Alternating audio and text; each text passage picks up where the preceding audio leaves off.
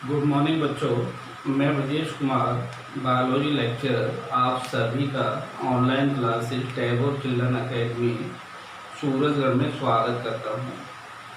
बच्चों, मैंने इससे पहले वाले वीडियो में अपना नया लेसन शुरू करा था जिसका नाम था एक्सक्रीटरी सिस्टम ऑफ ह्यूमन, अर्थात मनुष्य या मानव में उत्सर्जन तंत्र या उत्सर्जी तंत्र।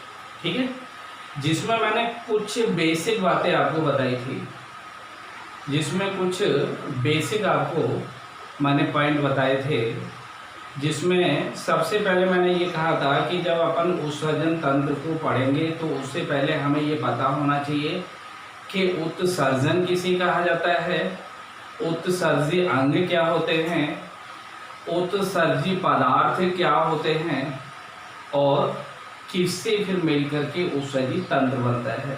ठीक है, तो इसमें सबसे पहले मैंने ये कहा था कि जब भी हमारा जो शरीर है या बॉडी है, इसमें हम जो भी लेके जा रहे होते हैं, इसके अंदर उपापचय क्रियाएं निरंतर होती रहती हैं, जिनको हम कह रहे होते हैं मेटाबॉलिक एक्टिविटीज। उपापचय क्रियाएं होने के फलस्वरूप या उपापचय क्रियाओं के पश्चात हमारे शरीर में जो पदार्थ बनते हैं उनको हम अपशिष्ट पदार्थ कह देते हैं। इन अपशिष्ट पदार्थ में मैंने बहुत सारे एग्जाम्पल आपको दिए थे, जिनमें आपको मैंने कहा था कार्बन डाइऑक्साइड हो सकता है, वाटर हो सकता है। अगर हम नाइट्रोजनी अपशिष्ट पदार्थ की बात करें तो इसमें अमोनिया हो सकता है, यूरिया हो सकता है, यूरिक अम्ल हो सकता है। ठीक है, मैंने आपको बोला था कि जो जल होता है या कार्बन डाइऑक्साइड होती है, इसको श्वसन के माध्यम से या मलमूत्र के माध्यम से या पसीने के माध्यम से शरीर से बाहर उत्सर्जित कर दिया जाता है, जबकि प्रोटीन के उपापचय के पश्चात जो नाइट्रोजनी अपशिष्ट पदार्थ बनते हैं उन्हें हम उत्सर्जी अंगों की सहायता से बाहर कर रहे होते हैं। अर्थात नाइट्रोजनी अपशिष्ट पदार्थों को शरीर से बाहर त्यागने की क्रिया को ही हम नाम क्या दे रहे होते हैं, उत्सर्जन कह रहे होते हैं। और जो उपापचय क्रियाओं के पश्चात हमारे शरीर में नाइट्रोजनी अपशिष्ट पदार्थ या वेस्ट प्रोडक्ट बनते हैं उन्हें हम उत्सर्जी पदार्थ कह देते हैं। और जिन अंगों की सहायता से इन उत्सर्जी पदार्थों को शरीर से बाहर उत्सर्जित किया जाता है उन्हें उत्सर्जी अंग कह देते हैं। ठीक है, क्लियर हो गया। उत्सर्जी अंग, उत्सर्जन और उत्सर्जी पदार्थ क्लियर है।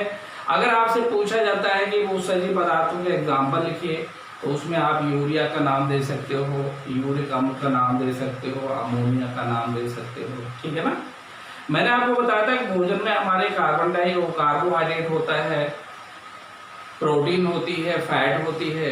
कार्बोहाइड्रेट और फैट के ऑक्सीडेशन के पश्चात कार्बन डाइऑक्साइड, जल और ऊर्जा, जबकि प्रोटीन के पश्चात जो अवशिष्ट पदार्थ बनते हैं वो नाइट्रोजनी अवशिष्ट पदार्थ होते हैं। ठीक है, इसलिए हम इनको अधिकतर नाइट्रोजनी अवशिष्ट पदार्थ के नाम के रूप में ही ज़्यादा व्यक्त कर रहे होते हैं। इसके पश्चात मैंने एक बताया था elimination of excretory based product, उत्सर्जी पदार्थों का शरीर से निष्कासन। मैंने आपको बोला था कि प्रोटीन के उपापचय के पश्चात जो पदार्थ बनते हैं वो नाइट्रोजनी अवशिष्ट पदार्थ होते हैं, और नाइट्रोजनी अवशिष्ट पदार्थों के आधार पर जंतुओं को 3 समूह में बांट लिया जाता है, जिनसे क्या होता है जब जो जंतु होते हैं जिनमें जिस तरह का पदार्थ बन जाता है उत्सर्जी पदार्थ, उसी आधार पर हम उनको नाम दे देते हैं। जिनमें उत्सर्जी पदार्थ अमोनिया के रूप में बनता है वो एमाइनोडैलिक हो जाते हैं, जिनमें यूरिया के रूप में बनता है वो यूरियोडैलिक हो जाते हैं, जिनमें यूरिक अम्ल के रूप में बनता है उनको हम यूरिकोडैलिक कह देते हैं। ठीक है, आज देखिए हम अपना टॉपिक शुरू कर रहे हैं उत्सर्जी तंत्र या उत्सर्जन तंत्र। हमारे अंदर जो उत्सर्जी तंत्र है वो वास्तव में बनता किससे है। हमारे शरीर में मुख्य जो उत्सर्जी अंग होते हैं वो वृक्क होते हैं, किडनी होती है, गुर्दा होते हैं, जिनको हम सामान्य भाषा में गुर्दा कह देते हैं, और टेक्निकल नाम क्या होता है, वृक्क होता है या किडनी होता है। ठीक, ये मुख्य उत्सर्जी अंग होते हैं। इनके अतिरिक्त मूत्र वाहिनियां, मूत्राशय, मूत्र मार्ग भी उत्सर्जन की क्रिया में भाग लेते हैं। इसलिए इन सभी के द्वारा जो तंत्र बनता है उस तंत्र को ही हम क्या नाम दे रहे होते हैं, उत्सर्जन तंत्र कह रहे होते हैं। अर्थात जब आपसे पूछा जाता है कि उत्सर्जी तंत्र या उत्सर्जन तंत्र मानव में किसके द्वारा बना होगा, तो आपको बताना होगा कि हमारे शरीर में जो गुर्दा होते हैं या वृक्क, दूसरा इनसे निकलने वाली मूत्र वाहिनियाँ, तीसरा मूत्र वाहिनियाँ जहाँ पर खुलती हैं मूत्राशय, और चौथा मूत्राशय जिस मार्ग के द्वारा बाहर खुलता है जिसे हम मूत्र मार्ग कह रहे होते हैं। ये सारे जो उत्सर्जी अंग होते हैं मिलकर के किसको बनाते हैं, उत्सर्जन तंत्र को बनाते हैं। ठीक है, अब सबसे पहले हम जो प्रमुख पार्ट है, मेन उत्सर्जी अंग है जिसको हमने वृक्क कहा, इसको लेंगे। तो अगर हम मानव की बात करें तो मानव में कितनी जोड़ी वृक्क होते हैं, एक जोड़ी होते हैं। अर्थात कितनी संख्या होती है मनुष्य में वृक्क की, एक जोड़ी होती है, 1 पेयर होते हैं। और ये दोनों के दोनों कहाँ पर पाए जाते हैं, उदर गुहा में पाए जाते हैं। और उदर गुहा में ये किधर लगे होते हैं, पृष्ठ भित्ति की ओर। पृष्ठ कौन सा वाला पार्ट होता है, बैक पार्ट होता है। जो हमारा बैक पार्ट होता है वो पृष्ठ होता है, फ्रंटल पार्ट होता है वो क्या होगा, वेंट्रल हो जाएगा, और ये वाला पार्ट लैटर होता है। तो 3 तरह की सतह होती है हमारे अंदर, डॉर्सल सरफेस, वेंट्रल सरफेस और लैटरल सरफेस। अर्थात ये हमारी उदर गुहा में होते हैं, लेकिन उदर गुहा में किधर होते हैं, पृष्ठ भित्ति की तरफ होते हैं। और जो हमारी रीढ़ की हड्डी होती है, कशेरुक दंड होता है, उसके दोनों तरफ एक एक लगा होता है। ठीक है ना, किसके, कशेरुक दंड या रीढ़ की हड्डी के दोनों तरफ। अब ये दोनों के दोनों जो वृक्क होते हैं ये एक पतली पेरिटोनियम झिल्ली के द्वारा, एक पतली पेरिटोनियम झिल्ली होती है, उसके द्वारा उदर गुहा की पृष्ठ भित्ति से जुड़ जाते हैं। ये आगे की तरफ जुड़े हुए नहीं होते, ये किधर जुड़े होते हैं, बैक में पृष्ठ भित्ति से जुड़े होते हैं। इसीलिए जब भी गुर्दे में किसी तरह का कोई प्रॉब्लम क्रिएट होता है तो ऐसा लगता है जैसे बैक में पेन चल रहा है, फ्रंट में नहीं पहले आता है, बाद में फ्रंट में हमें महसूस होता है। क्यों, क्योंकि हमारे जो वृक्क होते हैं वो पृष्ठ भित्ति से पेरिटोनियम झिल्ली के द्वारा जुड़े होते हैं। ठीक है ना। अब देखिए इसके पश्चात भ्रूणीय अवस्था में जो हमारे वृक्क होते हैं इनका निर्माण किससे होता है, मेसोडर्म से होता है। और मेसोडर्म को हम क्या कह रहे होते हैं, मध्य जनन स्तर कह रहे होते हैं। हमारे जो वृक्क होते हैं ये पश्च वृक्क कहलाते हैं या मेटानेफ्रिक कहलाते हैं। देखिए सामान्य रूप से वृक्क को हम 3 टर्म यूज करते हैं, प्रोनेफ्रिक, प्राक वृक्क, मेसोनेफ्रिक, मध्य वृक्क, और इसके बाद होता है मेटानेफ्रिक जिनको कह रहे होते हैं पश्च वृक्क। अर्थात ये वृक्क हमारे शरीर के पश्च भाग में, उदर गुहा बिल्कुल पश्च में आ रही है ना नीचे की तरफ, तो इसलिए इनको हमने नाम क्या दिया, मेटानेफ्रिक या पश्च वृक्क कहा। ठीक है। अब देखिए इसके पश्चात दूसरी चीज ये आती है कि जो प्रत्येक वृक्क होता है इसका जो आकार होता है ये सेम के बीज के आकार का होता है, बीन शेप्ड होता है, और ये डार्क रेड होते हैं। कैसे रंग के होते हैं, गहरे लाल रंग के होते हैं। प्रत्येक वृक्क सेम के बीज के आकार का दिखाई देता है, गहरे लाल रंग का होता है, और साथ में हम ये कह रहे होते हैं कि जो प्रत्येक वृक्क है इसकी लंबाई लगभग 10 से 11 सेंटीमीटर, चौड़ाई 5 से 6 सेंटीमीटर, और जो इनकी मोटाई होती है वो लगभग 2.5 से 3 सेंटीमीटर होती है। प्रत्येक वृक्क का जो वजन होता है, भार होता है, वो 120 से 170 ग्राम तक होता है। ठीक, इसके साथ साथ हम ये कह रहे होते हैं कि जो प्रत्येक वृक्क है उसकी जो बाहरी सरफेस होती है वो तो कैसी होती है, कॉन्वेक्स होती है। कॉन्वेक्स का मतलब होता है उत्तलाकार होती है, बाहर की तरफ ओभार के रूप में निकली होती है। और जो अंदर वाली सतह होती है वो कैसी होती है, कॉनकेव होती है, अवतलाकार होती है, अंदर की तरफ धसी हुई होती है। और इस अवतलाकार सरफेस के मध्य में एक हल्का सा गर्त होता है, गड्ढा होता है, उसको हम हाइलम या वृक्क नाभि कह देते हैं। इस वृक्क नाभि से प्रत्येक वृक्क में एक वृक्क धमनी प्रवेश करती है, तंत्रिकाएं प्रवेश करती हैं, और इसी हाइलम वाले भाग से प्रत्येक वृक्क में मूत्र वाहिनी बाहर निकलती है, लसिका वाहिनी बाहर निकलती है और वृक्क शिरा बाहर निकलती है। जो इम्प्योर ब्लड होता है वो वृक्क शिरा के द्वारा पश्च महाशिरा में डाल दिया जाता है। ठीक है, और ये पश्च महाशिराएं कहाँ पर लेके जा रही होती हैं? हमारे हार्ट के कौन से वाले पार्ट में? राइट ऑरिकल में। इसलिए राइट ऑरिकल के अंदर जो ब्लड होता है वो कैसा होता है? इम्प्योर होता है, अशुद्ध होता है। ठीक, इसके पश्चात देखिए आगे ये कहा जा रहा होता है कि जो हमारा राइट वाला जो किडनी है या वृक्क है ये लेफ्ट से थोड़ा सा आगे की तरफ होता है। क्यों? क्योंकि इधर लीवर होता है। इस लीवर के कारण थोड़ा सा, बहुत ही माइन्यूट, लेफ्ट के कंपैरिजन में राइट क्या होगा? थोड़ा सा आगे की तरफ होगा, या आप ये कह सकते हैं कि लेफ्ट वाला थोड़ा ऊपर की तरफ और राइट वाला थोड़ा नीचे की तरफ होता है। प्रत्येक वृक्क के ऊपर एक कैप लाइक स्ट्रक्चर लगा होता है।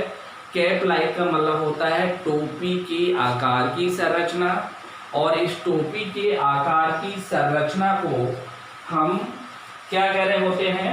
Adrenal gland. कौन सी ग्लैंड? एडिनल ग्लैंड, या जिनको हम आधिवृक्क ग्रंथि कह रहे होते हैं, जिनसे इमरजेंसी हार्मोन स्रावित होते हैं। ठीक है, तो ये पूरा का पूरा वृक्क वाला पार्ट हो जाता है। अब देखिए वृक्क के पश्चात दूसरा जो पार्ट आता है वो क्या होता है? यूरेटस होते हैं या मूत्र वाहिनी होती है। मैंने आपको बताया था कि प्रत्येक वृक्क का जो हाइलम वाला भाग होता है उस हाइलम वाले भाग से एक मोटी, अत्यधिक पेशीय, लंबी तथा सक्रिय नलिका निकलती है, और उस नलिका को हम नाम क्या दे रहे होते हैं? यूरेटर या मूत्र वाहिनी। मूत्र वाहिनी का वृक्क में प्रारंभिक भाग चौड़ा और कीपाकार होता है, जिसको हम क्या कह रहे होते हैं? रीनल पेल्विस कहते हैं या वृक्क श्रोणी कह देते हैं।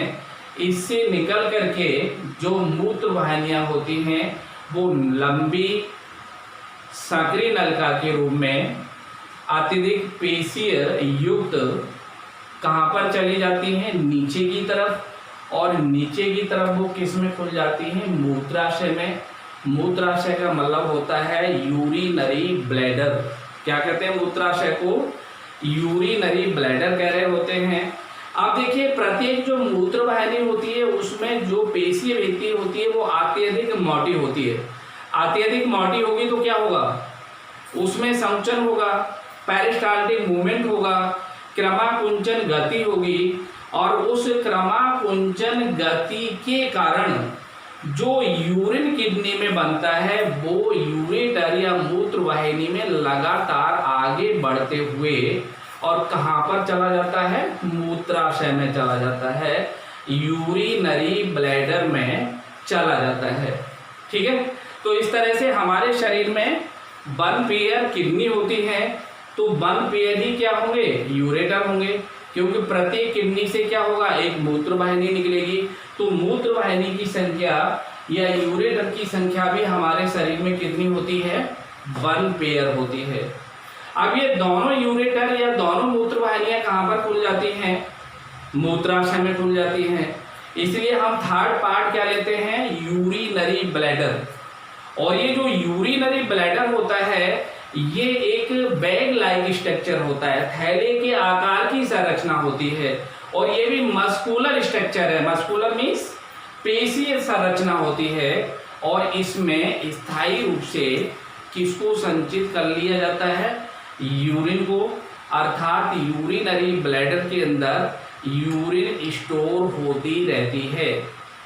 लगभग यूरिनरी ब्लैडर में 700 से लेकर के 800, 700 से लेकर के 800 ml यूरिन को स्टोर किया जा सकता है।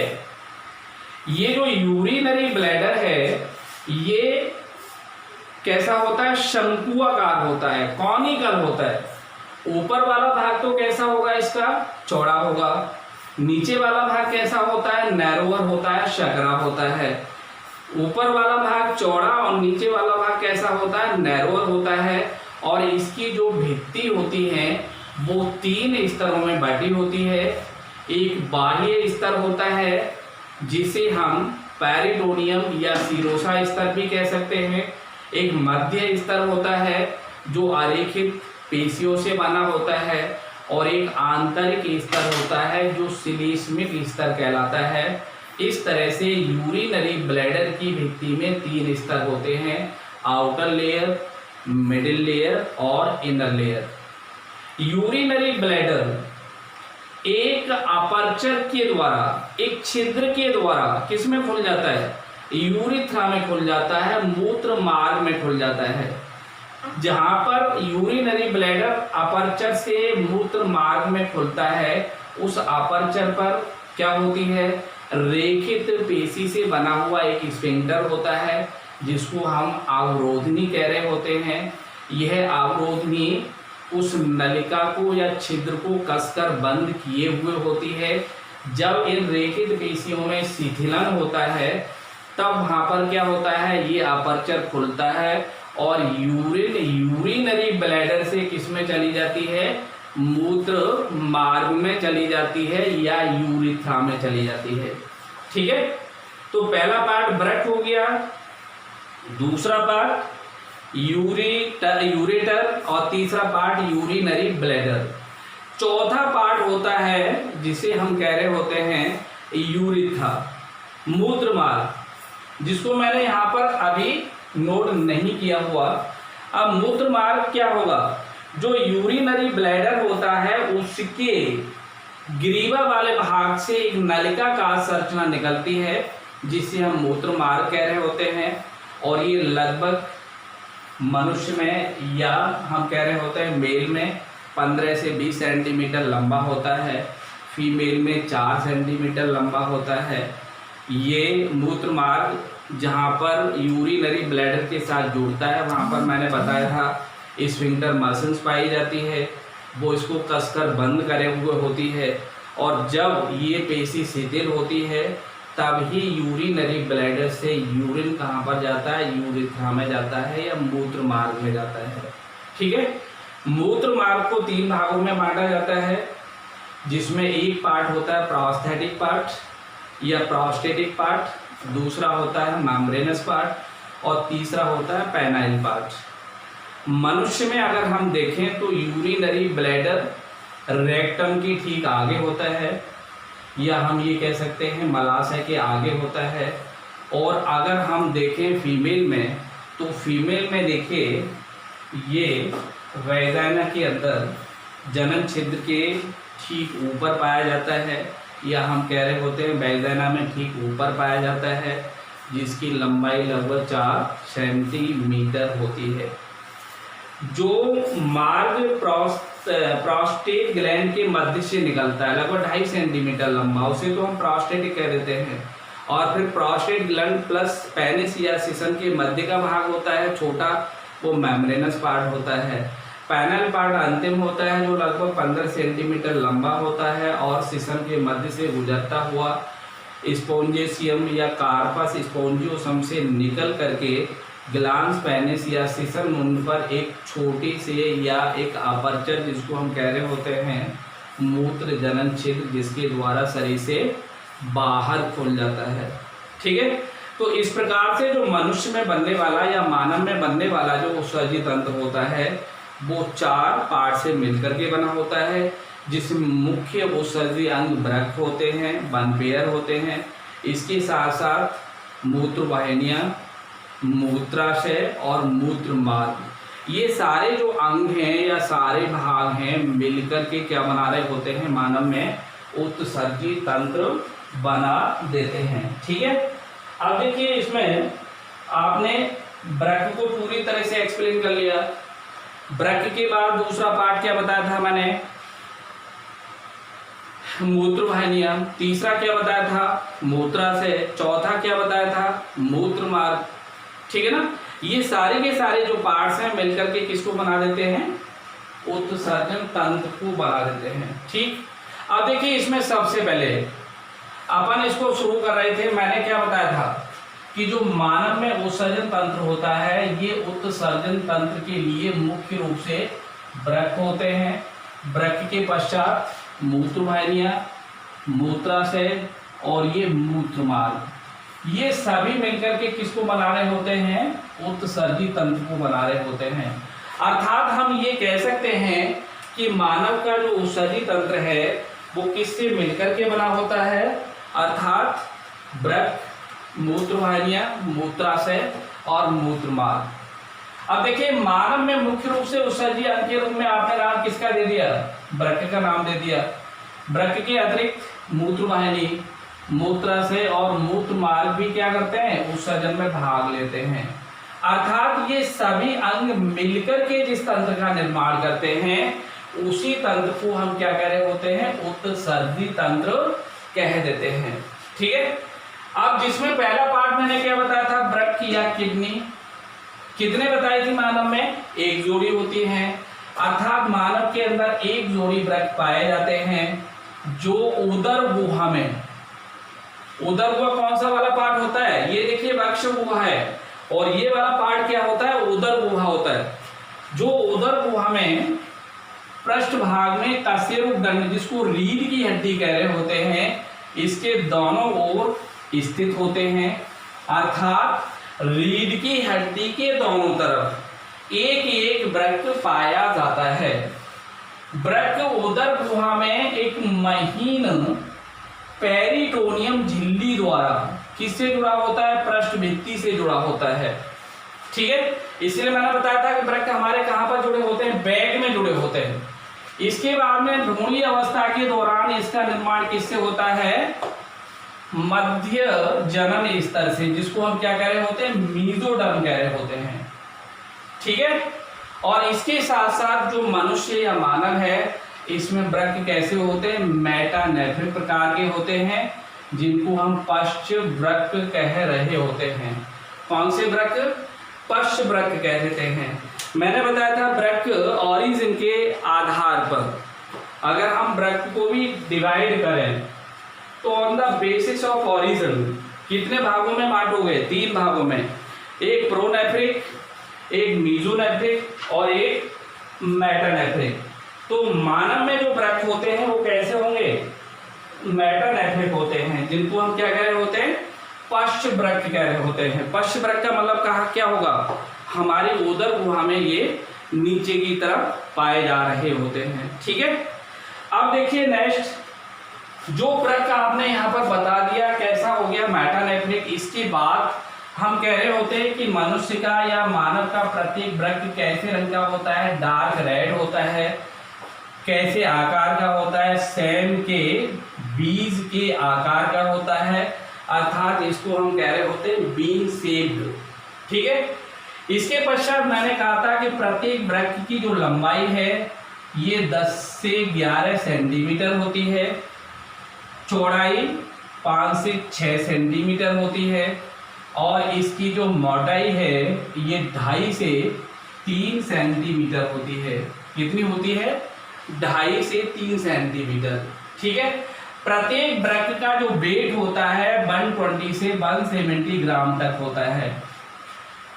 इसके बाद मैंने कहा था कि वृक्क का जो बाहरी सतह है, बाहरी तल है, ये कैसा होता है, उत्तल, कॉन्वेक्स, और भीतरी तल कैसा होता है, अवतल, कॉनकेव। बाहर वाला भाग तो क्या होता है, उभार लिए हुए होता है, उसको हम क्या कह रहे होते हैं, अवतल, कॉनकेव। और अंदर वाला कैसा होता है, वो क्या नाम है, उत्तल। और अंदर वाला कैसा होता है, अंदर की तरफ दबा हुआ, उसको कह रहे होते हैं अवतल। अब देखिए जो अवतल सतह होती है इसके मध्य में एक हल्का सा पिट या गर्त पाया जाता है, जिसे हम हाइलम या वृक्क नाभि कह देते हैं।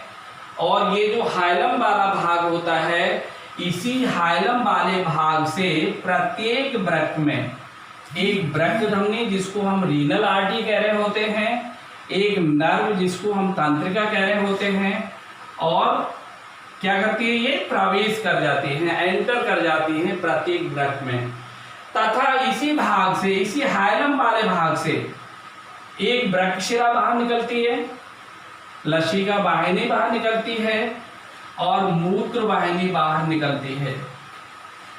प्रत्येक वृक्क के ऊपर मैंने आपको बताया था एक टोपी के आकार की संरचना, लाइक ए कैप स्ट्रक्चर।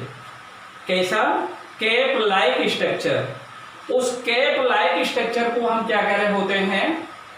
आदि वृक्क ग्रंथि कह रहे होते हैं, या उनको हम एडिनल ग्लैंड कह देते हैं। ठीक है, ये जो एडिनल ग्लैंड होती हैं, ये हमारे शरीर में इमरजेंसी हार्मोन भी सीक्रेट करती हैं।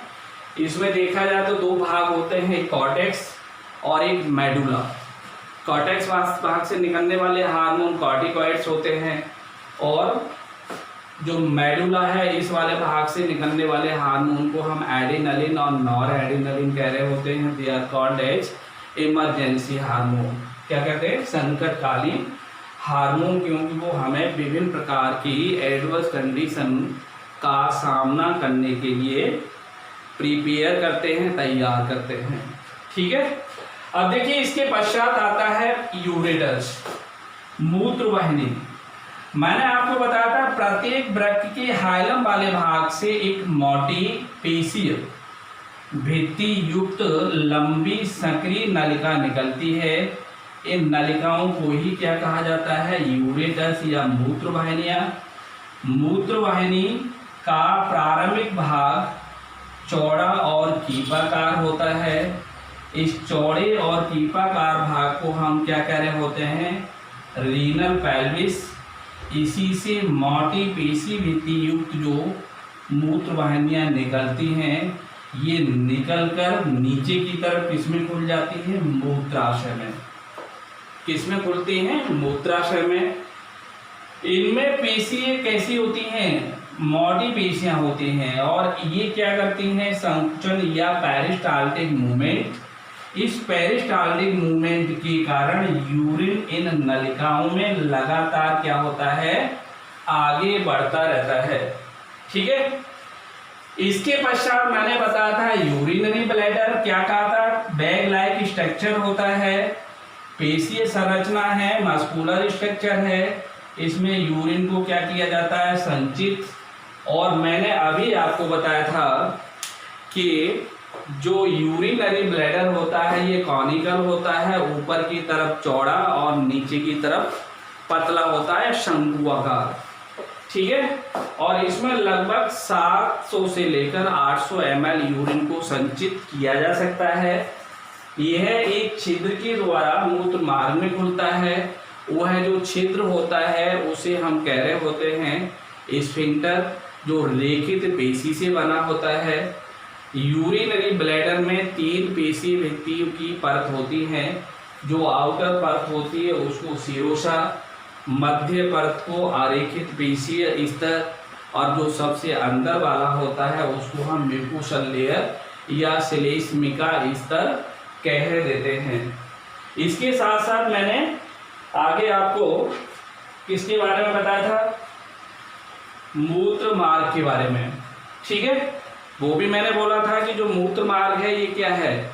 जो यूरिनरी ब्लैडर होता है इसके ग्रीवा वाले भाग से एक पतली नलिका निकलती है, लगभग ये 15 सेंटीमीटर लंबी होती है, जो मूत्र को बाहर ले जाती है। इसके और यूरिनरी ब्लैडर के मध्य में जो अपर्चर है वो स्फिंक्टर मसल से बना होता है। वो सामान्यतः कसकर उस छिद्र को बंद रखती है। जब ये पेशी शिथिल होती है तो यूरिनरी ब्लैडर से यूरिथ्रा या मूत्र मार्ग में चली जाती है।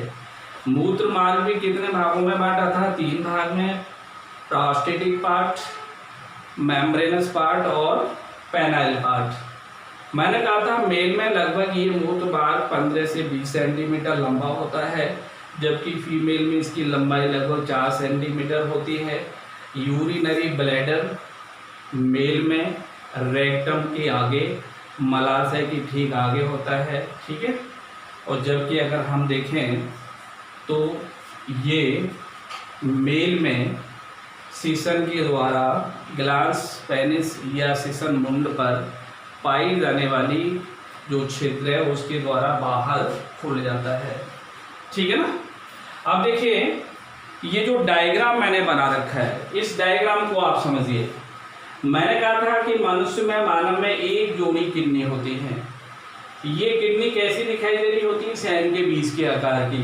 इनके ऊपर ये कैप लाइक स्ट्रक्चर लगा हुआ है जिसको हम एड्रिनल ग्लैंड कह रहे होते हैं। और ये देखिए जो प्रति किडनी है इसका ऊपर वाला भाग कैसा है? ये उभार के रूप में, ये तो कैसा होगा? कॉन्वेक्स। और अंदर वाला भाग दबा हुआ है, इसको क्या कह रहे होते हैं? कॉनकेव। कॉनकेव का जो मध्य वाला भाग होता है हल्का सा गर्त, इसको कह रहे होते हैं, मैंने कहा था इसको हाइलम कह रहे होते हैं। इस हाइलम वाले भाग में रीनल आर्टरी खुल जाती है, तंत्रिका खुल जाती है, और इसी वाले भाग से क्या निकल जाती है? मूत्र वाहिनी। देखो ये निकल के जा रही है ना, मूत्र किधर आ रहा है? ये यूरिनरी ब्लैडर में। ठीक है। और ये मूत्र वाहिनी निकलती है, यहीं से लसिका वाहिनी निकल जाती है, और यहीं से क्या निकलती है? ये वृक्क शिरा निकलती है, जो क्या करेगी? स्पष्ट महाशिरा में रुधिर को डालेगी। देखिए ये वाली जो नलिका है ये तो पश्च महाशिरा है, ये शरीर के सभी पश्च भागों से क्या कर रही है? रुधिर को, प्योर ब्लड को लेके आ रही है। और ये डॉर्सल या पृष्ठ महाधमनी है, ये प्योर ब्लड को सप्लाई कर रही होती है। तो इस धमनी से या हम पृष्ठ महाधमनी से जो शिरा, जो नलिका निकलेगी वो तो क्या होगी? वृक्क धमनी। और यहाँ से निकल के इसमें खुलेगी वो क्या होगी? वृक्क शिरा होगी। ठीक है। तो इस तरह से हम कह रहे होते हैं कि जो प्रत्येक वृक्क है इसका बाहरी भाग कॉर्टेक्स होता है, मध्य वाला भाग क्या होता है? मेडुला। और इनके दोनों यहाँ पर जो रीनल पेल्विस होते हैं, यहाँ से ये मूत्र वाहिनी निकलती है यूरेटर, और ये यूरेटर कहाँ पर खुल जाता है? यूरिनरी ब्लैडर में। मैंने कहा था ये यूरिनरी ब्लैडर कैसा होता है? एक तरह से देखो तो ये कॉनिकल स्ट्रक्चर दिखाई दे रहा है, बैग लाइक होता है, थैली के आकार का मस्कुलर स्ट्रक्चर है। इसमें ऊपर वाला भाग कैसा होता है? चौड़ा। नीचे वाला भाग कैसा होता है?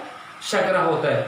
और ये नीचे वाला भाग है, यहाँ पर एक अपर्चर होता है, इस अपर्चर को हम कह रहे होते हैं जो स्फिंक्टर से बना होता है। किसमें खुल जाता है? यूरिथ्रा में, मूत्र मार्ग में। ये यहाँ अवरोधनी होती है, ये अवरोधनी यहाँ पर कस करके इसको बंद रखती है। लेकिन जब ये शिथिल हो जाती है तो इसके अंदर जो लगभग 700 से 800 ml यूरिन रहता है, ये यहाँ से फिर किस में चला जाता है? मूत्र मार्ग में। और उस मूत्र मार्ग के द्वारा उसको शरीर से बाहर निकाल दिया जाता है। ठीक है। तो ये तंत्र देखिए मैंने बताया था, एक जोड़ी वृक्क, एक जोड़ी मूत्र वाहिनियां, एक यहाँ पर मूत्राशय और एक ये मूत्र मार्ग, ये चारों मिलकर के किसका निर्माण कर रहे होते हैं? उत्सर्जी तंत्र का निर्माण कर रहे होते हैं, जिसे हम एक्सक्रीटरी सिस्टम कह देते हैं। ठीक है ना। ओके।